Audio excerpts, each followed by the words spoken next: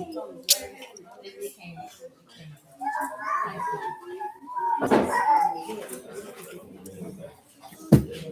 up, boy? All right, y'all. We give praise, esteem, and honor to Abba and Shem in the name of Yahuah HaMashiach this day. Repeat this up in John chapter 5, verse 39. Search the scriptures, for in them you think you have eternal life, and they are they which testify of me. And you will not come to me that you might have life. I receive not honor from men, but I know you, that you have not the love of Elohim in you. I come in my Abba's name, and you receive me not. And if another shall come in his own name, him you will receive. How can you believe which receive honor one from another, and not the honor that comes from Elohim only? Do not think that I will accuse you to Abba. There is one that accuses you, even Moses, in whom you trust. Had you believed Moses, you would have believed me, for he wrote of me. But if you believe not his writings, how should you believe my words? All esteem and praise to Abba and Shamaim in the name of Yahuah HaMashiach. Shalom, Jay. Come on, Cyril. Obadiah, verse 17. What's up, my boy? But upon Mount Zion shall be deliverance, and there shall be Kadash, and the house of Jacob shall possess their possessions, and the house of Jacob Shalom, shall be a Quran. fire, You a root, my G. and the house of Joseph a flame, and the house of Esau for stubble, and they shall kindle in them and devour them. And there shall not be any remaining of the house of Esau, for Yahuah hath spoken. They of the south shall possess the mount of Esau, they of the plain, the Philistines, and they shall possess the fields of Ephraim, and the fields of Samaria, and Benjamin shall possess Gilead. And the captivity of this host of the children of Yasharah shall possess that of the Canaanites, even unto Zarephath. The captivity of Jerusalem, which is in Sepharad, shall possess the cities of the south. And Savior shall come up on Mount Zion to judge the mount of Esau, and the kingdom shall be Yahuah's. Now we was talking about give me Luke 17 and 20. We're dealing with the aspect of what does that look like that the kingdom is Yahuah's. And I guess on general principle, you can get Ecclesiastes 4 and 14. You want that before the Luke 17? No, Luke 17 and 20. And when he was demanded of the Pharisees, when the kingdom of Elohim should come, he answered them and said, the kingdom of Elohim come not with observation, neither shall they say, lo here or lo there, for behold, the kingdom of Elohim is within you. The kingdom of Elohim is what? Is within you. Now, of course, we were discussing last night. What does that mean? What's happening with you, man? Shalom, Sister Regina. The kingdom is in you. So, of course, you know the dominion and rule of God is in you, meaning his word is in you. But I want you to go to Ecclesiastes 4 and 14 of another aspect of that. Because I think we read in Psalms 103, you know, his kingdom is from generation to generation. His rule or dominion is from period of time to period of time. But the kingdom being within you isn't some, you know, deep metaphysical, you know what I'm saying, type of information. It's simply if his word is in you, then he got dominion over you. He got rule over you. You don't have to go around looking for that. The way that you live your life will show that the kingdom is in you. And then, of course, we discussed last night, what does that look like tangibly? The producing of mercy, grace, goodness, truth, long-suffering, mercy, and forgiveness. These are the attributes of Elohim. After you read Ecclesiastes 4 and 14, you can get Jeremiah 9 and 23 because you know we don't need no reason. Go ahead. For out of prison he come to reign, whereas also he that is born in his kingdom become poor. I wanted to hear not the part of he come out of prison to reign, because you know that's talking about him resurrecting from the dead. But we want to revisit the second half of that passage. And what did it say, sir? Whereas also he that is born in his kingdom become poor. He that is born in his kingdom become what? Poor. Now, give him poor by definition. That's rush, to be poor, to be in want, to lack. Now go to 2 Corinthians 12, man, verse 7. Because a lot of people think this is referring to lack as forth of just being poor. And that ain't really what he's talking about. It's really more so what we were discussing of affliction. The things that individuals don't want to deal with.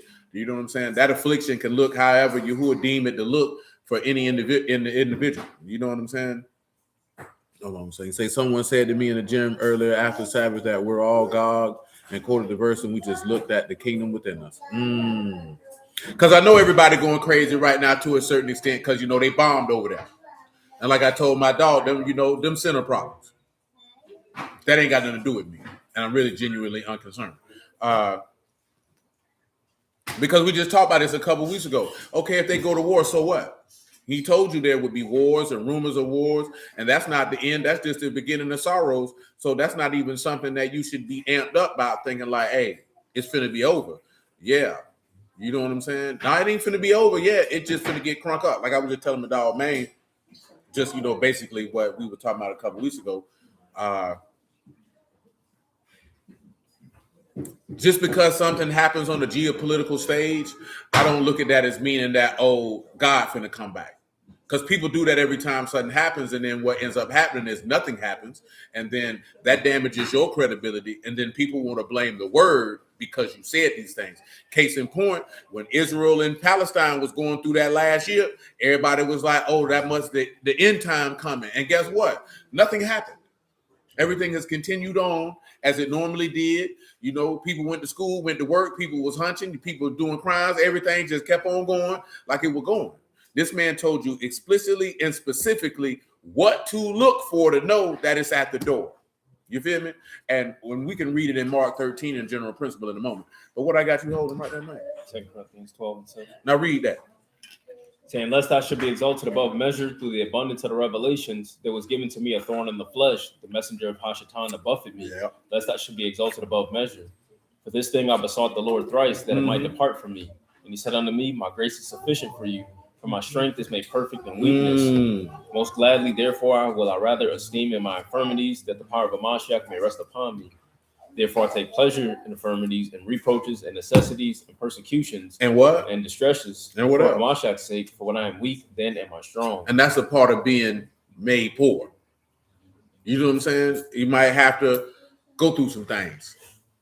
You know what I'm saying? But as I've told you plenty of times before, even before I got in the word, you know, the hallmark of a man's character is made known in adversity. Any man that seeks to avoid any adversity of any type is probably one of the weakest men that you would ever want to encounter in your entire life. You know what I'm saying? Because anybody can be strong. Anybody can be all types of things when there is no opposition. You know what I'm saying? That's what people's character is made known at. It's a part of the reason why he take you through the furnace of affliction. He said, no, we're all God, brother, because the kingdom of God. You know, a lot of people hold that there. You know, it's like a lot of people scream, you know, we are gods and all that. You know what I'm saying? People just say stuff. People say a lot of things. You know what I'm saying? Some things might have some relevancy, you know, to you because you may have some understanding and you know that they don't understand what they're saying. But a lot of people just be saying stuff because, you know, it sounds good. You know, it is what it is. But what I asked you to grab? Huh? Mark 13. Yeah, go to Mark 13 to 30.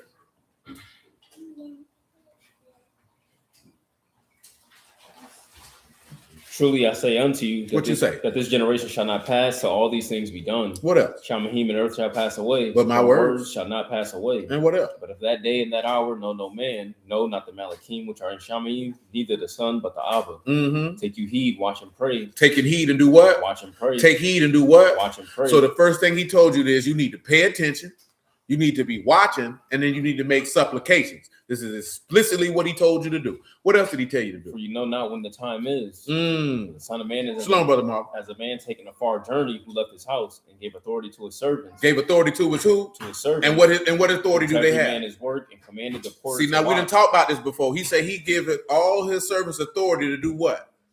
What did he say? He said he commanded the porter to watch. No, before that, he said he gave his servants authority to do what?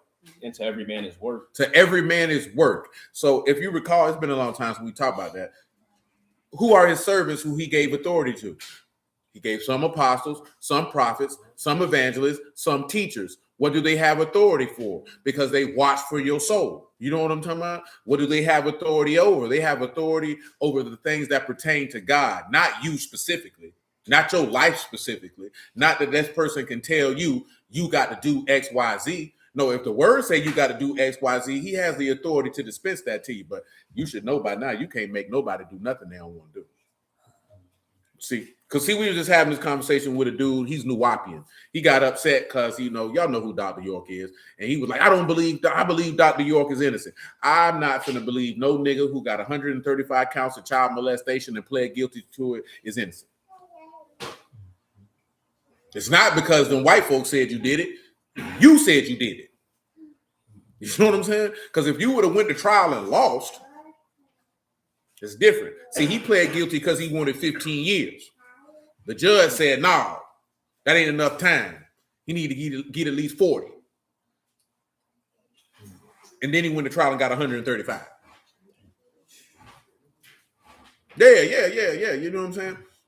But what we were discussing is, you know, and we didn't talk about, you know, a lot of people be wanting to create compounds for everybody to go move and live on, and we can live out here, and we can do this, that, there, and the third. And see, individuals like that do that with the hopes of isolating people so they can prey on you.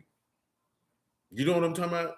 And what I mean by that is, okay, if he's the leader and the progenitor of this organization, he's going to seek to exercise supreme almighty authority over you by creating an environment where you look at this person anyway. That's why you hear all these stories about all this stuff that be happening. You know what I'm saying? Same way we told you how this nigga in Tennessee got this land, and you go sell everything you got, give him all the bread, but you don't own the land nor the house on the land. So that means then I can put you out whenever I get ready. That's not something that the word tell nobody to do, because he ain't supposed to have that type of authority over you. I ain't supposed to have the authority to be able to put you out and make you homeless because you said or did something that I didn't like. You know what I'm saying? That's not how that's supposed to go. This man ain't supposed to have authority to tell you where to go, where to stay, where to work, who to marry, what to do. That's not his job. That's why I ain't never did it, because that's not my job, because y'all niggas is grown. You know what I'm talking about? I'm not doing all that. I can tell you what the standard of the word is, and I'm going to leave it at that. And I ain't finna, and y'all already know that, I ain't finna be like this here. You wicked bad, I ain't doing all that. You know, I had to do her like I used to do you when you thought you were grown. See, she know, don't feel bad, Leah, because she used to think she was grown too. Coming outside wearing all type of stuff. You should have been embarrassed. I did not embarrass you now time.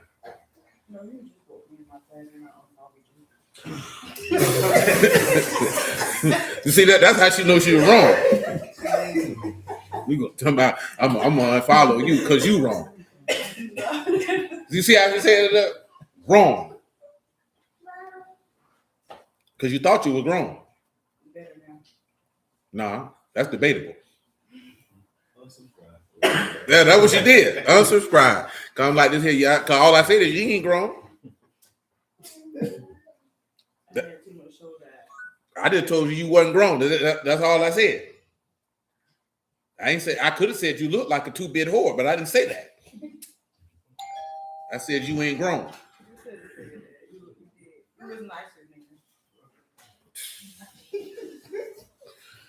Boy, I don't care who tell it. Boy, you hear me? Don't care who tell it. Come on, Shalom. Shalom, Brother Robert. Shalom, Brother Craig, man. Verse 35. Mm-hmm. Say, watch you therefore, for you know not when the master of the house come at evening. Oh, my bad. And then the porters to watch. You know what a porter is, right? What a porter is, bro? Doorkeeper. The doorkeeper. So what they supposed to be watching for? This will recall you when you go back to Memorial blowing the trumpets, and you got your trumpet that you blow for the warning for battle. You know what I'm saying? So one of the aspects of his service is they supposed to watch and they supposed to do the work. If you remember what it says in Daniel 11, he say, and those who understand their God will do work. So what is that work? They're going to bring forth the word so the people, faith and hope, be in Elohim and not man. Go ahead, sir. Say, watch you therefore, for you know not when the master of the house comes, at evening or at midnight or at the cock crowing or in the morning, lest coming suddenly he find you sleeping. And what I say unto you all, I say unto all, watch. He tell you to watch. Now go to Matthew 24 and what that is. 29. I think that's a general idea where I need to be at. And 24 and 29, Matthew, man. Tell me what that say. Immediately after the tribulation of those days shall the sun be darkened. There it is. And the moon shall not give her light. And what else? The stars shall fall from Shamaim, and the powers of Shamaim shall be shaken. Go ahead. Then shall appear the sign of the Son of Man in Shamaim. Then shall all the tribes of the earth mourn. Remember, what we read in Ezekiel 1 is the signs of the son of Adam in heaven. What you see in Ezekiel 1, that's that sign. What is the sign? It's just a mark or an extinguishing act. What you read in Ezekiel 1 is that sign. When you see that, it's over with. See, it's a lot of things, and this is what I was telling Maine, what we discussed before. Because I know where this stuff come from. Because some people was on some New World Order, one world government, Illuminati, what's going on? Type time. Now you've taken that and you merging that with the word. And these two things are not mutually exclusive. Case in point, there is no World War III discussed in the word. It don't discuss no World War III. You know what we take to make World War III? We take the Battle of Armageddon to be World War III. The battle of Armageddon is not nations warring against nations. This is Elohim gathering all these nations up to this particular place so that he can destroy them. You know what I'm saying? Or what you read in Joel, the valley of Jehoshaphat, or the valley of decision. This ain't got nothing to do with no World War III, because he ain't talk about no World War III, because he told you explicitly that his return would be like what? You didn't forgot. He did say that. That's when I wasn't referring to that. I'll allow it because that is correct, because he did say that. Something else though. Man ran from a bear. No, because that's an Amos. He ain't say no book. I didn't. But I was referring to the Lord, so I see you listening too slow. Am I talking too fast? Let me know. No, he did that. That's what the angel said to them. Let me get right here because I don't want to go in the wrong spot. Now, that's what he said earlier in the chapter, but I'm not referring to that when he said something very specific. Nobody can't recall, so I'm going to help you out. Come over here to Luke chapter 17 and pick it up in verse 22. We ain't talked about this in a while because, you know, a lot of people wanted to be like Max Thunderdome. You ever seen Mad Max? It's an old film with Mel Gibson in it. If you ever seen the California Love video, that's the movie they were trying to recreate. That's how a lot of people think the world gonna be at that particular time. The word don't allude to that. How can the world be like that if he say everybody getting rich with Babylon? You know what I'm saying? So if everybody getting rich with Babylon, drinking from the wine of her fornication and getting bread, then how could everybody be living in a destitute world where people got to be scrounging and scrapping and fighting for food? Because that's not what this book say. Luke 17 and 20, what? 2, I said? Mm-hmm. Go ahead. And he said unto the disciples, the days will come when you shall desire to see one of the days of the Son of Man, and you shall not see it. And they shall say to you, see here or see there. Don't go. Go not after them, nor follow them. For as the lightning that lighten out of the one part under Shamim shine unto the other part under Shamim, so shall also the Son of Man be in his day. But first must he suffer many things and be rejected of this generation. See, Craig just mentioned this, what you're going to read. You're going to be going about your day-to-day business before this man come back here. And as it was, because hold on, because why would he tell you it's like a man, like a thief in the night, and not to get caught unawares? If you would be in such distress, you would be looking for it. You would be pining for it. But instead, it said you're going to be going about your day-to-day business. Listen to what he say now. This is what the Lord say. This is not what I say. And as it was in the days of Noah. As it was in the days of what? Noah. As it was in the days of what? Noah. That's what I was looking for. He said, just like in the days of Noah. So remember, before that flood came, them people were chilling. They were living their life. They was doing what they do. And the next thing you know, you're dead. Go ahead. So shall it be also in the days of the Son of Man. They did eat. They did what? They did eat. And what else? They drank. And what else? They married wives. They were given in marriage until the day that Noah entered into the ark. And then what? The flood came and destroyed them all. Then the what came? The flood came and destroyed them all. So what that tell you they were doing? They were living their life. They were just living their life. They were doing what it is that they do. It said they were getting married, giving their children into marriage. They eating and drinking, meaning they having a good time. And when Noah shut that ark, the rain came. So what that's telling you, that don't mean to tell you that everybody going to be in distress and you got to be able to know how to hunt for some food and do this, that, and the third. Because if you're giving your children into marriage, hunting for food don't seem to be a concern for you. If that was a concern that we be living like that, why does it say that the people would be weeping for Babylon because we can't make no money with her no more? Read that for me, man. Revelation 18 and 18. I don't want y'all to think that I'm making this up. Now, I'm telling you this here. You have to remove what you think going to happen or what you presuppose is going to happen and just plainly look at what the man telling you. Because why would he tell you to watch and not get caught unaware? If you are in a heightened state of survival, you're going to be highly aware of everything. Anybody who's ever been in a state of survival knows this. You know what I'm saying? When you like, boy, you don't know what you're going to eat. You don't know where you're going to go. Well, you hypersensitive to everything. You know what I'm talking about? Like you're aware of everything. But when you comfortable, guess what you're not doing?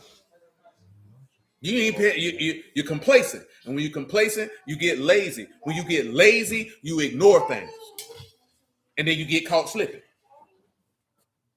And like Big Homie used to say back in the day, man, slippers don't count. Say they talking about blackout, etc.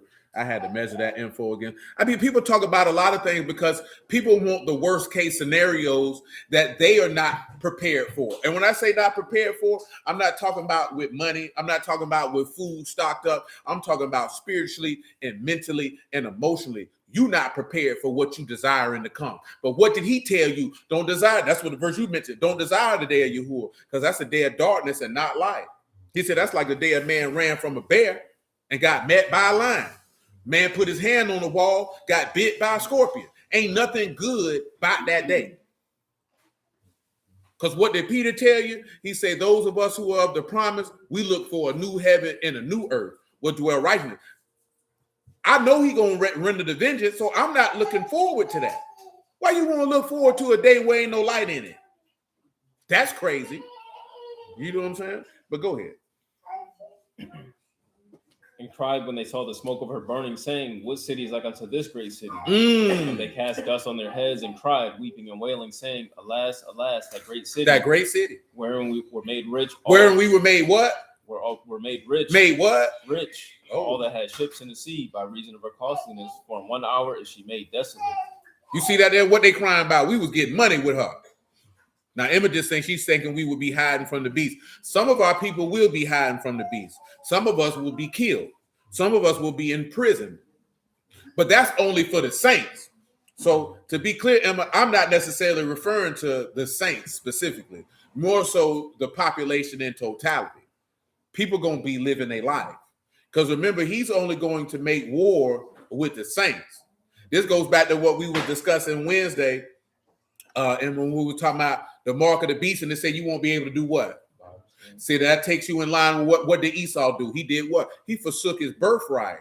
Why? Because his God was his belly. He minded earthly things. You know what I'm talking about? So then that comes down to, it's not that you're not going to have the ability to do commerce, but you're going to have to do commerce under these certain parameters. But that's when you have to remember this key component. This man said essentially and specifically, there's one thing he ain't never seen in the earth, Civic, and what was that? The righteous begging for bread. And now if you in covenant with this man and he say he show mercy unto thousands of those that love him, you mean to tell me if a punk bastard tell you you can't buy or sell unless you enter into a covenant with him, God gonna leave you out here and let you starve? See, now when you tell me that, you just told me you don't believe the word. You know why? Because in Matthew 5, that man say the very hair on your heads is numbered, won't one fall to the ground. And if I feed a bird in heaven, you think I'm not going to feed you? And then he told you, blessed is the man that trusts in Yahuah, whose hope Yahuah is, and what he won't see in no drought, said no heat. Meaning he won't have no anxiety. He said you'll be careful, no carefulness and drought, no anxiety, no worry. That's not a concern. So I don't care about if I can't buy or sell. You can take that mark and shove it up your rectum. Because I told her this lady got upset. We were having a conversation. She talked about men who have erectile dysfunction. I say, shalom, East man. I saw a lot of dudes have erectile dysfunction because that's a sign of cardiovascular issues. Or you play with yourself too much. And I'm not saying that to be vulgar, it's just a reality of it. If you touch yourself too often, your hand becomes accustomed to the feeling of a man, because that's all you've been doing is getting touched by a man. You may be the man, but it's still a man touching you. You know what I'm saying? So now when it's time for you to have conjugals, you can't get aroused because you're accustomed to a man touching you. You know what I'm telling you? That's what you're used to. Now this soft tongue touching you, you don't know what to do. You ain't rough enough. You know what I'm talking about? But listen, you know what I'm saying? But most of the time, though, it's a sign of a cardiovascular issue. Straight up and down. You know what I'm saying? It's usually signs of you probably smoke, you probably drink, you probably don't eat correctly. And while you worry about that, you know what I'm saying? Then your heart could be failing. You know what I'm saying? Like when I was young, I read this article and they was like, yeah, if you don't wake up with an erection every day, you know what I'm talking about? It's like that's a sign that your plumbing is not working correctly. You know what I'm saying? The reason being, because you should know this is why they recommend for you to lift weights early in the morning. Your testosterone is at its peak level in the morning. You know what I'm saying? When you first get up in the morning, your testosterone level is going to be at the highest point of where it's going to be at throughout the course of that day. You know what I'm saying? So if you don't have an erection on a consistent basis, that means it's possibly that you might have high blood pressure or heart failure, or your arteries could be clogged, or your cholesterol is high. You know what I'm saying? Like your body gives certain warnings about certain things, and that if you ignore it. Now, some of these boys had these problems because they on drugs, but I didn't mention that. But some of these boys on drugs. You know what I'm saying? But drugs will do that also. You know what I'm talking about? So I was telling her, like, you know, baby, it's one thing in life that's guaranteed. You're going to die. Because she was like 60 years old. Y'all are dying at 60 and that's young. And I'm like, ma'am, that's not young. I know we like to think that that's young, but 60 years old is not young. 20 years old is young. 60 years old is not young. You know why we want to believe it's young? Because you want to believe that you're going to be living for a very, very long time. But the reality is, I think they said the life expectancy of a black man in America is 68 years old. Now, the word tell you 70, 80 if you're strong. So if you was to die at 60, you almost pretty much maxed out the time that the man say you got. Get that for him. See, nobody don't think I'm making that up. You know what that's at? You don't know what that's at. Psalms 9. Just pick it up at verse 1. I told you that the other day. You talking about, boy, I'm 30. Boy, you middle-aged, boy. You hit your mid-30s, boy, you literally, they want to tell you a midlife crisis when you're 40 and 50. That means if that's midlife, that means you will be living to be 90 and 100. But in general, you ain't living to be 90 and 100. Because most people we know don't live that long. Go ahead. Say, Lord, you have been our dwelling place in all generations. Before the mountains were brought forth, wherever you have formed the earth and the world, even from everlasting to everlasting, you are Elohim. You turn man to destruction and say, return, you children of men. Mm-hmm. For 1,000 years in your sight are but as yesterday, when it is past, and as a watch in the night. You carry them away as with the flood. Oh, that's real, Quran. Go ahead. They are as asleep. In the morning, they are like grass which grow up. In the morning, it flourishes and grow up. In the evening, it is cut down and withers. Come on. For we are consumed by your anger, and by your wrath are we troubled. Come on. You have set our iniquities before you, our secret sins in the light of your countenance. Go ahead. For all our days are passed away in the wrath. In your wrath, we spend our years as a tale that is told. Come on. The days of our years are 60 years and 10. The days of our years are 70. And if by reason of strength. By reason of what? Of strength, they be 80 years. They be 80. Yet is strength, labor, and sorrow, for it is soon cut off, and we fly away. And we fly. You die. And you remember how long he said he maxed man out in Genesis, right? How long did he say he maxed you out in Genesis? 120. You know what I'm saying? And I don't be saying them things to be, defeatist or I mean, it just because the lady was like, you're nihilistic. I'm like, baby, I didn't say that life wasn't worth living, and that's what being a nihilist is. You just don't feel like there's no reason to live or do anything, or you know what I'm saying? You know what I'm talking about? I'm like, baby, I'm not none of that. But I do understand, man. You ever listen to Marvin Gaye? He told you there's 3 things for certain. You know what them 3 things is, man? Oh, you ain't never listened to Trouble Man, huh? That's unfortunate for you. Taxes. That man say taxes, death, and trouble. That's 3 things guaranteed. You live long enough, especially living in America, it's 3 things you know you're going to get. Taxes, you're going to die, and you're going to run into some trouble. It ain't a matter of if or when. You is going to meet some trouble. You know what I'm talking about? And trouble is relative. You know what I'm talking about? You can have car troubles. You had car troubles this week? How you saying that? No. All type of stuff happened. You know what I'm saying? You could have went to make some eggs, and then when the last 3 eggs in the refrigerator, and you drop them. You know what I'm saying? Then you now you got to go to the store, get some more eggs. You stub your toe on the way out the door. Then when you get to the store, you had meet a dude in his breakfast thing, and he talking to you about where this at in the store, and you don't want to say nothing. Your whole face on fire. That's what I'm saying. With some controversies on me. What you say, East? You say you need all that 120. I heard that. I ain't gonna lie. I don't even know if I want to live to be 120 years old, simply because 9 times out of 10, everybody I know and care about gonna be dead.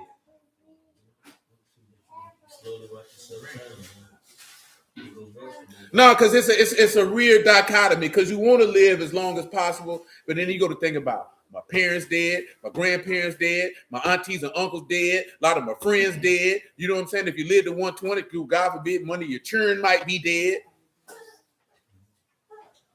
And you be like, well, damn, shoot, I need to join these niggas. And then if you're that old, you might be in an old folks' home. Now these people leaving you in the bed. You got bed sores. You boo-boo, she don't come wipe you. You be like, man, shoot. They just say, Emma, your eyes fail.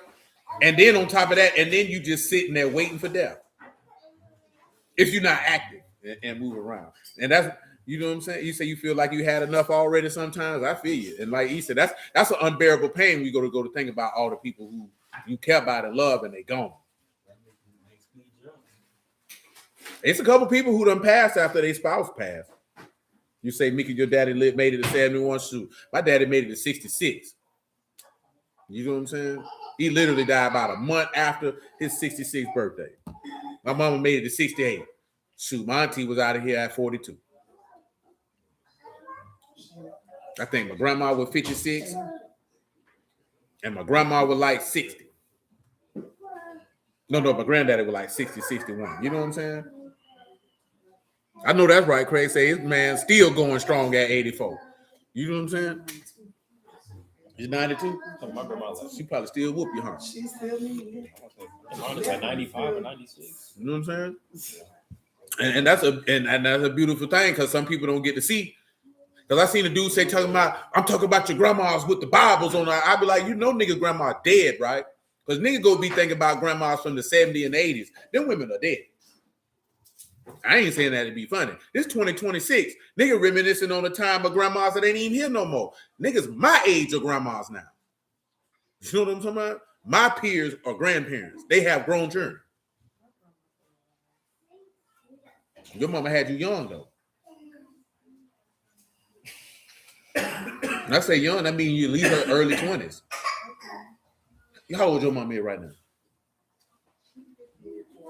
She had you young. That's what I'm saying. I ain't saying young like 14 years old. I'm talking about like